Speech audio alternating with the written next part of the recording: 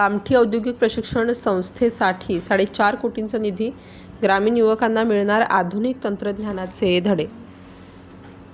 ग्रामीण भागातील विद्यार्थ्यांच्या कौशल्य विकासाला गती देण्यासाठी आणि त्यांना रोजगाराच्या मुख्य प्रवाहात आणण्यासाठी कामठी येथील शासकीय औद्योगिक प्रशिक्षण संस्थेला जिल्हा वार्षिक योजनेतून 4,50,00,000 रुपयांचा भरघोस निधी उपलब्ध करून देण्यात येणार असल्याची महत्त्वपूर्ण घोषणा महसूल मंत्री तथा जिल्ह्याचे पालकमंत्री चंद्रशेखर बावनकुळे यांनी केली.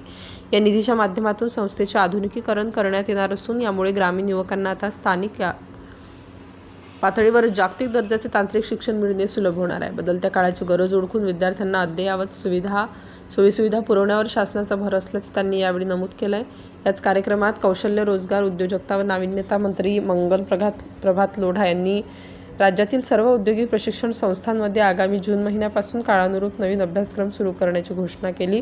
यामध्ये प्रामुख्याने माहिती तंत्रज्ञान, सायबर सुरक्षा आणि सौर ऊर्जा यांसारख्या आधुनिक विषयांचा समावेश असेल.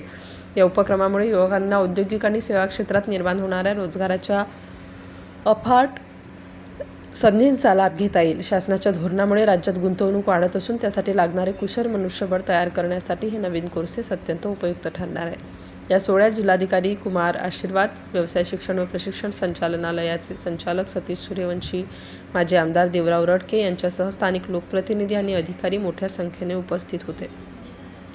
कुऱ्हाडी येथील शैक्षणिक संकुलाच्या माध्यमातून आगामी काळात सामाजिक उत्तरदायित्वाचे मोठे कार्य उभे राहणार असून महिलांच्या सक्षमीकरणासाठी देखील विविध उपक्रम राबवले जाणार असल्याचे यावेळी सांगण्यात आले. या नवीन इमारतीच्या लोकार्पणामुळे कामठी परिसरातील शैक्षणिक क्षेत्रात एक मानाचा तुरा रोवला गेलाय. सिटी इंडिया न्यूजसाठी विशेष प्रतिनिधी चंदू मडावी.